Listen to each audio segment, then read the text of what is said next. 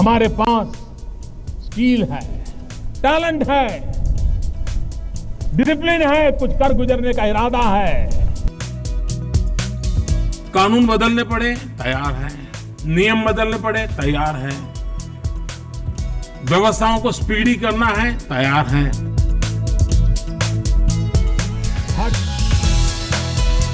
छोटे छोटे लोगों के लिए बड़े बड़े काम करने के लिए ही छोटे छोटे लोगों ने मुझे दिल्ली के तख्त पर बिठाया है।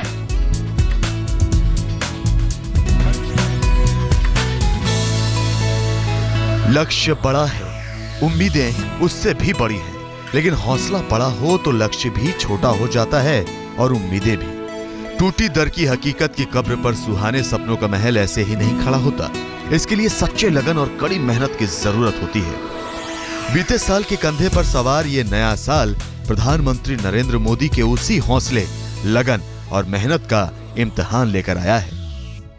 मैं अनुभव कर रहा था कि यहाँ सरकार साइलो में चलती है, हर एक का अपना अपना एक रजवाड़ा बना हुआ है। वो अपने पिछले 6-7 महीनों में सबसे पहला हमने काम किया, उन सारे बैरियर्स को खत्म कर दिया। मिल बैठ करके निर्णय करें, कागजी कार्यवाही आखिर में होती है। पब्लिक प्राइवेट पार्टनरशिप का मॉडल सिर्फ पूंजी और प्रोजेक्ट नहीं होता है, पब्लिक प्राइवेट पार्टनरशिप का मॉडल डिसीजन मेकिंग प्रोसेस में भी हो सकता है। अर्जुन को चिड़िया की आंख दिखती थी, मोदी को 125 करोड़ हिंदुस्तानियों की आंखों के सपने दिख रहे हैं। इसलिए नए साल के पहले दिन मोदी खुद प्रधानमंत्री दफ्तर पहुंचे, काम किया, नए साल के 365 दिन का लेखा जोखा बनाया और नए साल का पहला फैसला भी हुआ। सरकारी योजना से आगे बढ़कर नीति बनाई। नेहरू के जमाने का बनाया गया योजना आयोग अब नीति आयोग होगा, जिसकी अगुवाई खुद प्रधानमंत्री करेंगे। नीति आयोग को उपाध्यक्ष नहीं, सीईओ चलाएगा। देश के पहले प्रधानमंत्री जवाहरलाल नेहरू ने नारा दिया था, आराम हराम है। मौजूदा प्रधानमंत्री उस नारे को सच करने में लगे हैं। खुद दफ्तर गए तो दूसरे मंत्री भी मोही कहां विश्राम वाली मुद्रा में आ गए।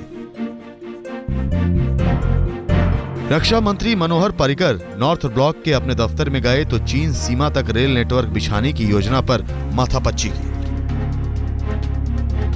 वित्त मंत्री अरुण जेटली साल के पहले दिन ही उन सवालों से जूझने लगे जिनका जवाब फरवरी के आखिरी दिनों में देना है। देश एक ठोस और भविष्यदर्शी आम बजट का इंतजार कर रहा है। पिछले 10 साल से जो देश की दुर्भाग्यपूर्ण स्थिति रही है, उसमें आज उत्साह है, आशा है। गरीबों के लिए, मध्यम वर्ग के लिए, नौजवानों के लिए, बेटी बेटियों के लिए, किसानों के लिए, मजदूरों के लिए, नॉर्थ ईस्ट, उत्तर दक्षिण, पूरा पश्चिम। जल संसाधन और गंगा सफाई मंत्री उमा भारती भी अपने जूनियर मंत्री के साथ नए साल के पहले दिन कामकाज में जुट गईं, ताकि आगे चलकर लोगों के सामने पानी पानी ना होना पड़े। प्रधानमंत्री जी ने कहा है कि विकास को जन आंदोलन बनाना होगा, तो यह अक्षरशः 100% लागू होता है गंगा पर, क्योंकि गंगा एक ऐसा विषय है जिसमें कि जन भागीदारी के बिना आप गंगा की अविरलता और निर्मलता को सुनिश्चित नहीं कर सकते। सड़क परिवहन मंत्री नितिन गडकरी मुंबई में थे तो विदेश मंत्री प्रवासी भारतीय दिवस के कामकाज का मुआयना लेने अहमदाबाद पहुंच गए। प्रधानमंत्री ने तो उपराष्ट्रपति को नए साल की शुभकामनाएं देने के बाद बच्चों से भी मुलाकात कर ली, जिनकी निश्चल मुस्कान से उन्हें कुछ नया करने की ताकत मिलती है। विज्ञान भवन से गुजरते हुए एक प्रोग्राम में आए बच्चों को देखा तो मिलने चला गया। मेरे नए साथियों ने मुझे नए साल की शुभकामनाएं दी और मैंने उन्हें। उनका जोश देखकर मेरा दिन सफल हो गया। लेकिन पहले दिन की इस कामयाबी से आगे अब कुछ नए इम्तिहान मोदी के राजमार्ग में खड़े हैं। इस साल 26 जनवरी को गणतंत्र दिवस समारोह का मुख्य अतिथि बनकर अमेरिका के राष्ट्रपति बराक ओबामा भारत आ रहे हैं। ओबामा को बुलाना मोदी की एक कामयाबी है तो उनकी सुरक्षा और अमेरिका से नए सिरे से रिश्ते सुधारने की कोशिश उनकी चुनौती। कुछ चीजें हैं जो भारत और अमेरिका को जोड़ती है, और वो है सबसे बड़ी चीज लोकतंत्र, ओपननेस। सोसाइटी में जो ओपननेस है वो दोनों के संस्कारों में है। तीसरी बात, अब देखिए अमेरिका, सारी दुनिया अमेरिका में आकर के बसी है। ये अमेरिका के कैरेक्टर का हिस्सा है कि सबको एसिमिलेट करते हैं। और इंडियन सारी दुनिया में बसा हुआ है, तो सारी दुनिया को एसिमिलेट करने की ताकत एक इंडियन में है। ये दो ऐसे कैरेक्टर हैं जो एक दूसरे को जोड़ते हैं। मोदी जानते हैं कि अमेरिकी राष्ट्रपति का आना पाकिस्तान को अच्छा नहीं लगेगा और उससे भी ज्यादा पाकिस्तान के पाले पोसे आतंकवादी नई साजिशों में लग जाएंगे जो अमेरिका को अपना सबसे बड़ा दुश्मन मानते हैं।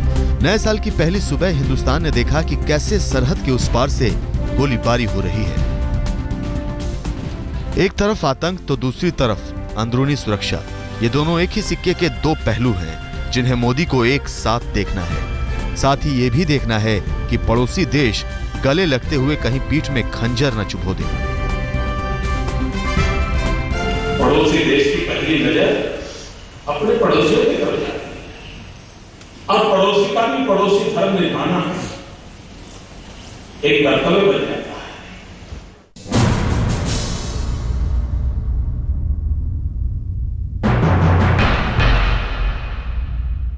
सरहद पर आतंकी लपटों को बुझाना मोदी के सामने बड़ी चुनौती है।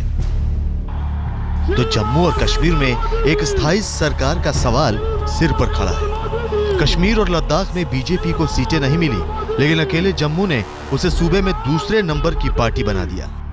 यह पहला मौका है जब सत्ता का गणित सध गया तो बीजेपी राज्य में सहयोगियों के साथ सरकार भी बना सकती है। सारे विकल्प खुले हैं। बीजेपी की सरकार बनाने का विकल्प भी खुला है, किसी को समर्थन देने का भी विकल्प खुला है और किसी की सरकार में शामिल होने का भी विकल्प खुला है। तीनों विकल्प खुले हैं। भारतीय जनता पार्टी बाकी की पार्टियां जो इनिशिएटिव लेगी इसके आधार पर निर्णय करेगी। भारतीय जनता पार्टी लोकतांत्रिक प्रक्रिया आगे बढ़े उसके पक्ष में है। हम जरूर चाहेंगे कि पॉपुलर गवर्नमेंट जम्मू कश्मीर में बने। असली चुनौती तो दिल्ली में है। 2013 के आखिर में अरविंद केजरीवाल नाम का एक ऐसा आम आदमी आया जिसने बीजेपी को सत्ता की चौखट पर रोक दिया। बीजेपी 32 सीटें जीतकर नंबर 1 पार्टी तो बन गई थी, लेकिन सरकार बनाने का उसका सपना ही रह गया। मेरा दिल जानता है कैसे 49 दिन निकाले। जब काम करना नामुमकिन हो गया तो मैंने इस्तीफा दे दिया। मैंने सोचा ये आज मैं इस्तीफा दे रहा हूं, कल विधानसभा भंग कर देंगे, दोबारा चुनाव होंगे दिल्ली में, जनता इस बार 50 सीट देगी तो बड़े आराम से 5 साल अब काम करके दिखाएंगे।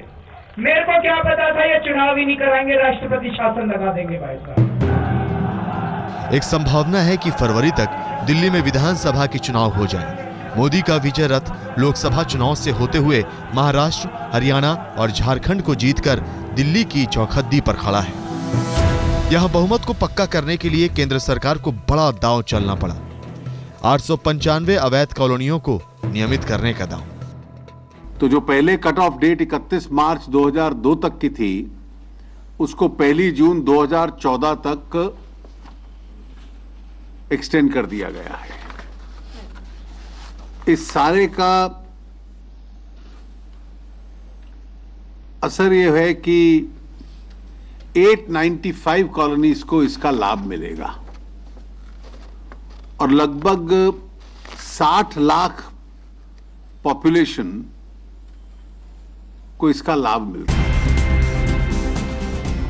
बीजेपी ने इस बार वही चाल चली है जिसे 2008 में कांग्रेस ने आजमाया था, लेकिन कांग्रेस का वादा पूरा नहीं हुआ तो आज बीजेपी इस दम पर वोटों का गणित बदलना चाहती है। इसके अलावा बीजेपी ने 200 से ज्यादा सांसदों को झोंक दिया है। खुद गृह मंत्री राजनाथ सिंह और बीजेपी अध्यक्ष अमित शाह ने चुनाव प्रचार की कमान संभाल ली है। 30 वर्ष पहले जो वारदात हुई थी उसका दर्द सामने से देखकर नहीं समझा जा सकता है, बल्कि उनकी आंखों में झांककर ही उस दर्द को समझा जा सकता है। मैं जानता हूं कि इस दर्द को हम दूर नहीं कर सकते। लाख क्या करोड़ों रुपए दे दिए जाएं तब भी उस दर्द को दूर नहीं किया जा सकता, उसकी भरपाई किसी भी सूरत में नहीं की जा सकती। इस बात का मुकम्मल ख्याल रखा गया है कि चुनाव मोदी के नाम पर लड़ा जाए, क्योंकि अरविंद केजरीवाल ने पहले जगदीश मुखी और फिर स्मृति ईरानी का नाम लेकर लड़ाई केजरीवाल बनाम मुखी या केजरीवाल बनाम ईरानी बनाने की तैयारी कर ली। बीजेपी को लगता है कि मोदी का नाम ही दिल्ली में चुनावी वैतरणी को पार लगा सकता है। इसलिए 10 जनवरी को दिल्ली के उसी रामलीला मैदान में मोदी की रैली हो रही है, जहां से अन्ना हजारे ने लोकपाल और भ्रष्टाचार के सवाल पर जबरदस्त आंदोलन छेड़ा था और जहां मुख्यमंत्री के रूप में केजरीवाल ने पिछली बार शपथ ली थी। देश को जरूरत है विकास की राजनीति की। ये रामलीला होने वाला ग्राउंड है जहां सत्य और ईमान का मंचन होता है, उस जगह से बोल रहा हूं। राजनीति कीचड़ है, गंदे हो जाएंगे, लेकिन मैं अन्ना जी को समझाया करता था कि अन्ना जी अगर ये राजनीति कीचड़ है तो अब इस कीचड़ के अंदर खुद ही घुसना पड़ेगा और उस कीचड़ को खुद ही सफाई करनी पड़ेगी। मोदी मंत्र को पार्टी सोशल मीडिया पर फैला रही है और हर पोस्ट पर मोदी का ही चेहरा है। दिल्ली की 70 विधानसभाओं में 14 जिले हैं। हर जिले में सोशल मीडिया टीम बनाई गई है जो ट्विटर, फेसबुक और व्हाट्सएप पर लिंक शेयर करते हैं। बीजेपी फेसबुक और ट्विटर पर खास 4 ट्रेंड भी चला रही है। दिल्ली बीजेपी के दफ्तर में आईटी टीम के 20 लोग तैनात हैं जो कंटेंट डिजाइन करते हैं और सॉफ्टवेयर तैयार करते हैं। हर सक्रिय कार्यकर्ता के लिए 5 व्हाट्सएप ग्रुप बनाए गए हैं। दरअसल सोशल मीडिया का फायदा बीजेपी को लोकसभा से लेकर हाल तक के विधानसभा चुनावों में भरपूर मिला। फिर दिल्ली तो दिल्ली है, यहाँ सोशल मीडिया पर ऐसी तैयारी के बाद बीजेपी का उत्साह 2 गुना हो गया है। वैसे तो इसी साल के आखिर में बिहार में भी विधानसभा के चुनाव होंगे। मोदी के नाम पर वहां नीतीश कुमार ने बीजेपी से गठबंधन तोड़ लिया था, लेकिन लोकसभा में मोदी लहर में नीतीश भी धुल गए और लालू भी। अब दोनों ने हाथ मिलाकर साल के आखिर तक मोदी के लिए एक चुनौती तो खड़ी कर ही दी है, लेकिन उससे पहले चुनौती दिल्ली है। इन सब के बीच फरवरी में ही आम बजट और रेल बजट भी पेश होगा। उसकी रूपरेखा से तय होगा कि मोदी सरकार लोगों के लिए लाएगी कैसे अच्छे दिन और सरकार के आने वाले दिन कैसे होंगे। और वही उम्मीदें मोदी सरकार की सबसे बड़ी परीक्षा होंगी।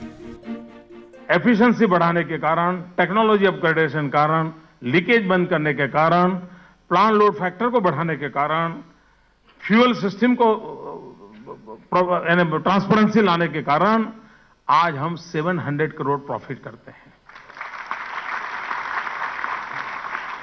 यानी सर्विस में भी सुधार हुआ, आर्थिक स्थिति में भी सुधार हुआ और डेवलपमेंट की पूरी संभावनाएं बढ़ गई। वैसे तो वित्त मंत्री जेटली ने नए बजट के लिए सलाह मशविरा का दौर शुरू कर दिया है। वित्त मंत्री को उम्मीद है कि 2015-16 में आर्थिक विकास दर 6 से 6.5% तक रहेगी, लेकिन लगे हाथ वित्तीय घाटा को कम करना वित्त मंत्री की बड़ी सिरदर्दी है। एक चुनौती मैन्युफैक्चरिंग सेक्टर में विकास को रफ्तार देने की है। एक चुनौती बुनियादी जरूरतों पर पैसे खर्च करने की है। कर्ज में डूबे किसानों को ज्यादा राहत देने के लिए पैसा जुटाना भी एक चुनौती है। एक बड़ी मुश्किल उस बजट को जुटाना है जिसके जरिए नदियों को जोड़ा जा सके। इस बीच वित्त मंत्री ने राज्यों के वित्त मंत्रियों से मुलाकात में जीएसटी को लागू करने पर माहौल बनाया है। दूसरी तरफ विकास के लिए पब्लिक प्राइवेट पार्टनरशिप यानी पीपीपी को बीजेपी ने अपने घोषणा पत्र में भी रखा था। आज हमने उसमें से एक स्टेप आगे गए हैं और वो एक स्टेप है कि पब्लिक प्राइवेट पार्टनरशिप का मॉडल सिर्फ पूंजी और प्रोजेक्ट नहीं होता है। पब्लिक प्राइवेट पार्टनरशिप का मॉडल डिसीजन मेकिंग प्रोसेस में भी हो सकता है। एक नया अप्रोच है और उस नए अप्रोच को आज आपने अनुभव किया। इट्स अ गुड बिगिनिंग, लेकिन इससे आपको संकेत मिलता होगा कि किस दिशा में जाया जा सकता है। तो in true sense public private partnership का मॉडल मीटिंग ऑफ माइंड से शुरू होता है तो फिर अचीवमेंट इन मैन्युफैक्चरिंग तक पहुंचता है। वैसे मोदी सरकार की परीक्षा वो रेल पटरी भी लेगी जिस पे अर्थव्यवस्था की रेलगाड़ी खतरे की घंटी बजाती चल रही है। हालांकि अभी बुलेट ट्रेन तो दूर की कौड़ी है, लेकिन बढ़ते रेल किराए के बीच रेलवे की सेहत सुधारना मोदी के प्रभु के लिए बहुत आसान नहीं है। मोदी की परीक्षा के लिए 5 बड़े सवाल अभी आगे भी हैं। 1.